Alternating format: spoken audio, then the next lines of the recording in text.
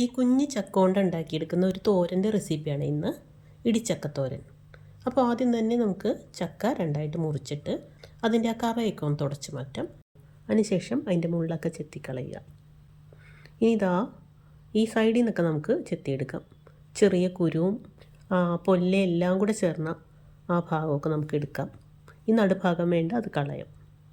ഈ ചക്ക മുറിക്കുന്നതിന് മുമ്പ് എടുക്കുന്ന കത്തിയിലും പിന്നെ കയ്യിലും ഒരല്പം വെളിച്ചെണ്ണ തേച്ചിട്ട് മുറിക്കുന്നതാണ് നല്ലത്. ഇനി ഈ അരിഞ്ഞെടുത്ത കഷ്ണങ്ങളൊക്കെ നന്നായിട്ട് കഴുകിയിട്ട് കുറച്ച് ഉപ്പും മഞ്ഞൾപ്പൊടിയും അല്പം മാത്രം വെള്ളം ഒഴിച്ചിട്ട് 2-3 വിസിൽ വരുന്നവരെ വേവിച്ചെടുക്കുക. ഇത് വെന്ത് കഴിയുമ്പോൾ ഒരു ഫോർക്കോ സ്പൂണോ ഉപയോഗിച്ചിട്ട് ഈ കഷ്ണങ്ങളൊക്കെ ഒന്ന് പൊടിച്ചെടുക്കണം. ഈ ഒരു പരുവത്തിലെടുക്കാം. ഇനി നമുക്ക് ഒരു പാൻ ചൂടാക്കി വെളിച്ചെണ്ണ ഒഴിച്ച് കടുക്, ഉണക്കമുളക്, കറിവേപ്പിലയൊക്കെ ചേർത്ത് ഒരു സവാള കൊത്തി ഞാൻ ചേർത്ത് അതിലേക്ക് കുറച്ച് മുളക് പൊടി, മഞ്ഞൾപ്പൊടി, പിന്നെ ടേസ്റ്റിന് ഒരല്പം ഗരം മസാലയും കൂടെ ചേർക്കണം. അതും കൂടെ ചേർത്ത് ആ പച്ചക്കുത്തൊക്കെ മാറിക്കഴിയുമ്പോൾ നമുക്ക് ഈ വേവിച്ച് വെച്ച ചക്കയും കൂടെ ചേർക്കാം.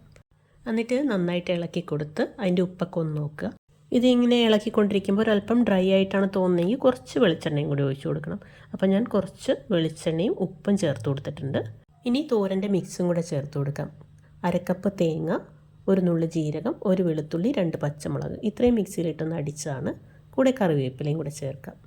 എല്ലാം നന്നായിട്ട് ഇളക്കി കുറച്ച് സമയം ഒന്ന് അടച്ചു വെച്ച് വീണ്ടും നന്നായിട്ടൊന്ന് ഇളക്കിയെടുത്ത് കഴിഞ്ഞാൽ നല്ല രുചികരമായിട്ടുള്ള ഇടിച്ചക്കത്തോരൻ റെഡിയായി. ഇത് ചോറിൻ്റെ കൂടെയാണെങ്കിലും വെറുതെ കഴിക്കാനാണെങ്കിലും നല്ല ടേസ്റ്റാണ്, പിന്നെ ഹെൽത്തിയുമാണ്. അപ്പോൾ കുഞ്ഞി ചക്ക കൊണ്ടുള്ള ഈ തോരൻ്റെ റെസിപ്പി ഇഷ്ടപ്പെട്ടു എന്ന് വിചാരിക്കുന്നു. Thanks for watching.